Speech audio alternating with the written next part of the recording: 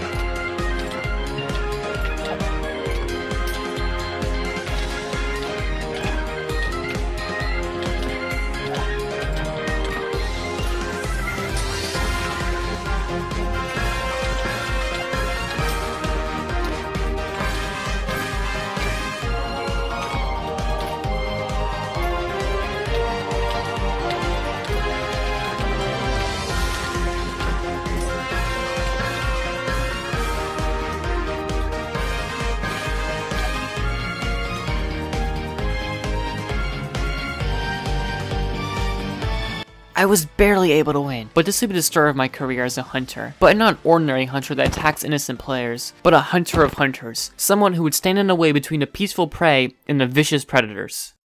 After these sieges, all that was left in the official SCA Union was Carthage. Shinsei and Teutonic prepared for a siege on the Carthage capital, but it didn't really matter. After Carthage was sieged, it immediately surrendered and disbanded. And just like that, this was the end of the official SCA Union, but not the end of the war. The Carthage players moved to America and created a new nation, the American Syndicate. They were still allies of Spain too, so for simplicity, I'm just going to call it SCA for the remainder of this war. Shortly after all this, Rome sieged Northston with the help of SCA, and because of their friendship with Nordic, some Nordic players had even helped them initially. SDO rushed to aid Northston, and the first day looked rough. They kept breaking into our bunker and a lot of our players were afraid to fight them. But I was able to give our allies the courage to fight, and we rushed in.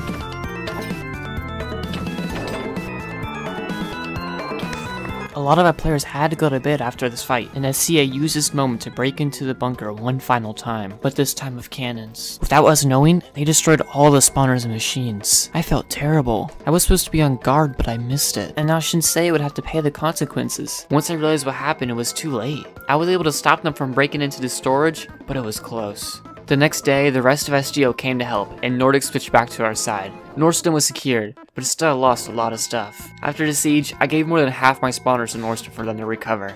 Nordic sieged the Spanish capital, and Spain surrendered the siege without any fighting, and accepted occupation. Shinsei also sieged the capital of the Roman Empire, and won it pretty quickly. Oh, this house should have a 0 value. It's in the middle of a war zone. It's in the desert. What? Who shot that? Who shot that? Tachyon?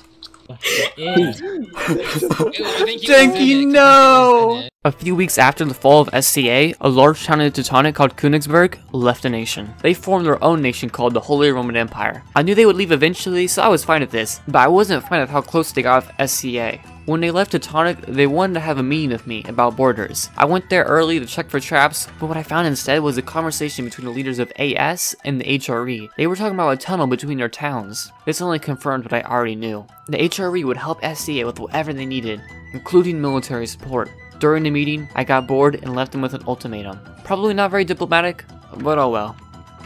Spain, AS, Rome, and now the HRE sieged Northston again. This time was even closer, especially since Nordic had completely died by this point, so it was just SDO. Most of SDO was EU, and SCA was NA, so as one of the few NA players in SDO, I had to defend against them almost alone. I was able to pick off players alone and get enough kills to stall until the rest of SDO came back. With major help from OE, we were able to win the siege, and thankfully, Shinsei didn't lose all their resources this time. Oh, they're coming down. He jumped. Oh, it's scared. Honestly, I don't remember how or why, but due to some weird CCNet mechanics, Shinsei actually occupied the HRE, so the HRE revolted with the help of Spain and AS. I went to the siege, but I was starting to get burnt out. Almost every siege was feeling the same, and I didn't really like some of the new mechanics. I was able to have a little fun by dropping TNT onto their tanks, but it still wasn't enough. I was just getting too bored of CCNet. So after a while, I left the siege and announced that I was quitting the server for a while. The rest of SDO still fought in the siege, but it was no use. During the siege, SDO had actually used almost all the resources left in Kiev, which I had no idea about. But that wouldn't be our problem. I'm not playing for a while anyway. 1 week after I announced I was quitting, I was sieged by the HRE. They were obviously helped by Spain and AS, but this wouldn't be a problem. I mean, we won Northston twice, so we don't have to worry. At least that's what I thought when I first saw the siege. But when I came online and saw that I had basically no resources, I started to get a little concerned. Because they sieged late for Europeans, I fought the first day basically alone against their full force. I wasn't too confident anymore. I was at my weakest, and they knew it. I think this might finally be the end of Teutonic. I wouldn't retire winning, but quit losing. That's when the wise words of Bobby McFerrin popped into my head. Don't worry. Be happy. I had won before while being severely underprepared or entirely alone, so why not now? What makes this any different? Even if I lose, doesn't matter. I'm just gonna have fun. I tried crazy strats, ran into impossible battles, and usually came out ahead. They completely melted the fort, but again, I didn't care. While I wasn't winning, I was holding them off, which is all I needed to do. The attackers finally went to bed for the night, and for the first time, I went to bed early too. Usually when my town is sieged, I maybe kinda forget to sleep until very late, if at all. But this time I slept early. I wasn't worried. My allies would come with resources and help push the attackers out of Kiev in the morning. Once my allies did finally come, we pushed back. I stole multiple of their tanks, and forced them to destroy their own tanks while trying to kill me. After a few hours of the onslaught, they finally surrendered the siege. Kiev was once again safe, but the fort was entirely destroyed, and all of our resources depleted. No one knew this, and I kept an intimidating persona so people wouldn't siege me again. And this time it worked. I passed on the leadership to Luva CZ so I could finally retire in peace, and she moved the capital to her town, Kabul. I was gone for almost 6 months, so I don't quite know everything that happened during this time period. But Nordic had come back and they weren't quite at their full power, but they were still a powerful nation. A few new nations also formed, the big ones being Thracia, the Balkan Empire, and the Italian Empire. Thracia was a nation in the Balkans allied with the HRE, Shinsei, and AS. The Balkan Empire was a nation created by former OE players and they were allied to Nordic. The Italian Empire was another in real life Italian-based nation, just like Nordic, and they were located in northwestern Africa. And I think they were enemies of a lot of people for a while and sieged different towns, but eventually allied Nordic. The only siege that really matters for this story is the siege of Germania. During the siege, Shinsei allied with the HRE and went against Nordic and Balkan. But more importantly, they went against OE. This meant that SDO was no longer SDO, as OE and Shinsei became enemies after the siege. This also was the start of the second coalition. Now when I come back, Teutonic is pretty much dead. We were barely on the top nations list, and the ally situation was even more confusing. I didn't really know what to do about it. I had allies and enemies on both sides. If I help Shinsei, then I go against OE, and vice versa. I never liked two-sided conflicts, and this was my first attempt at creating a third side. I was hoping to get Shinsei and OE to join me, because I didn't think Teutonic was strong enough to take on either side alone. Unfortunately, due to the previous sieges, they weren't too keen on working together anymore, so I put the idea to the side for now. Instead, I focused on who I wanted as enemies. My first side was obviously the HRE, for sieging me when I tried to retire, but the HRE didn't exist anymore. Well, not exactly anyway. They had merged with the Roman Empire to create Imperium Romanum, so my targets were set on them. But the weekend I planned on sieging them, Nordic had already done it, and I didn't particularly want to get involved with that, so I instead sieged a smaller town in their nation, a town that was actually in Teutonic for months, St. Karlstad. This would kill two birds with one stone. I get part of my land back, and still get a fight against the people that wronged me. But first, we have to actually win. One thing I didn't realize though, was how much the meta changed since I last played. I used to go into most sieges underprepared and just relied on skill and experience alone. This wouldn't work anymore though. I still decided to not build a siege base or any tanks to bomb the fort. Because most of the Romans wouldn't fight us head on, we didn't have to resupply much, so this worked out. Instead, they used tanks and cannons, but we were able to counter it by getting onto their fort and taking out their own tanks with their own cannons. This siege was a little closer than I was hoping, but we had still won nevertheless. We did it without allies too, so I started to wonder what other nations we can try to take over.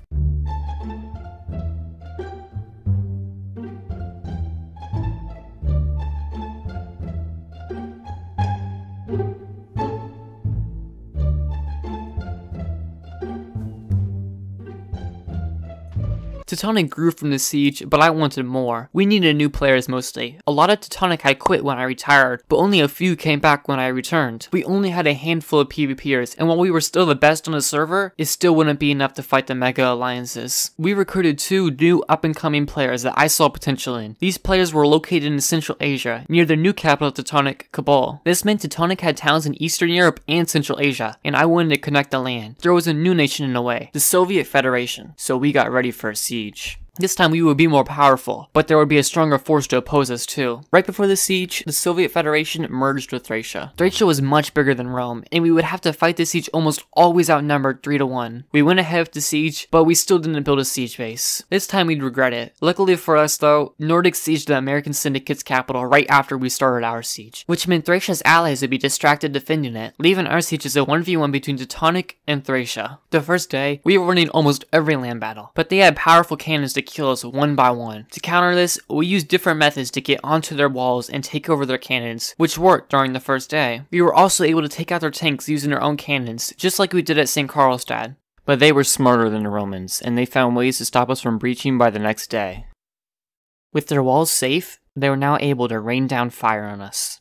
We tried building walls to withstand the onslaught of cannon fire, but it was barely working. It was looking like a standstill, which is essentially a victory for the defenders. Something had to change if we wanted to win. We'd have to become more than just mindless PvPers.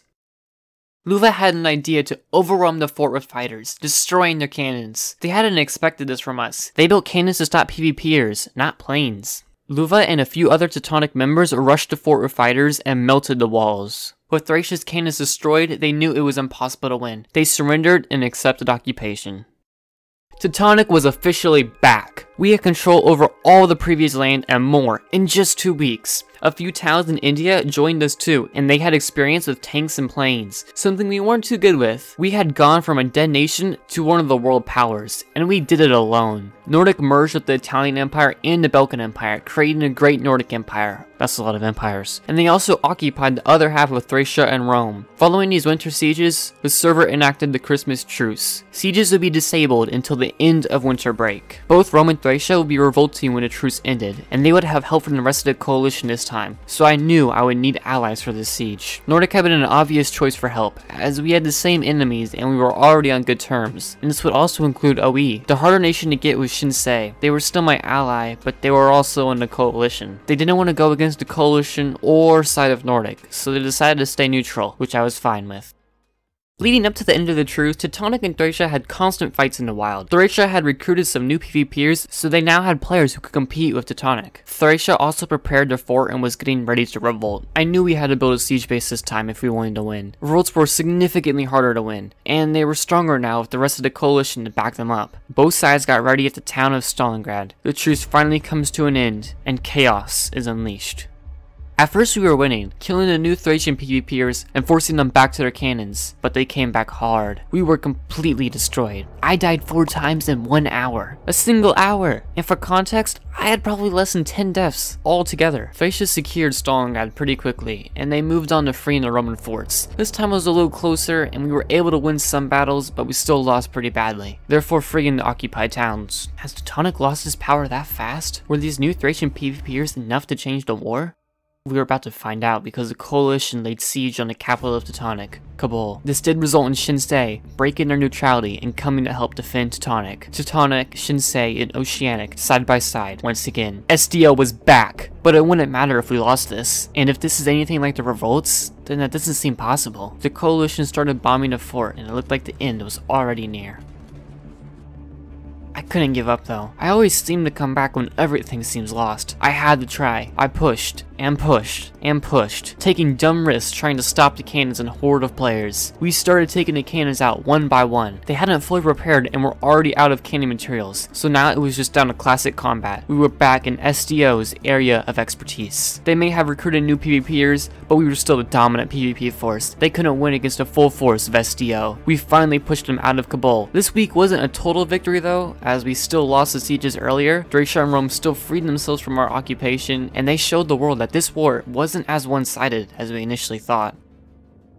It was time we went back on the offensive. It's been 3 months since we last started an offensive siege, so we were ready. We saw a weak fort in Thracia that didn't have cannons yet. This was perfect for us. We started the siege with SDO and Nordic. AS had also left the coalition and allied with Nordic. They stayed neutral here, but that was still good for us. The coalition lost 2 of their biggest nations in the past few weeks, and it showed. All that was left in the coalition was Thracia, Rome, and Japan. Rome recruited some new PvPers, but it still wasn't enough to stand up to SDO and Nordic. They still tried to use tanks, but this fort wasn't ready for a siege, so they ran out pretty quickly. The town eventually surrendered and Thracia was once again placed under occupation by Teutonic. OE seized Japan after this and won it pretty easily. Finally, the last of Rome and Thracia fell to Nordic. The coalition was completely occupied now. Again.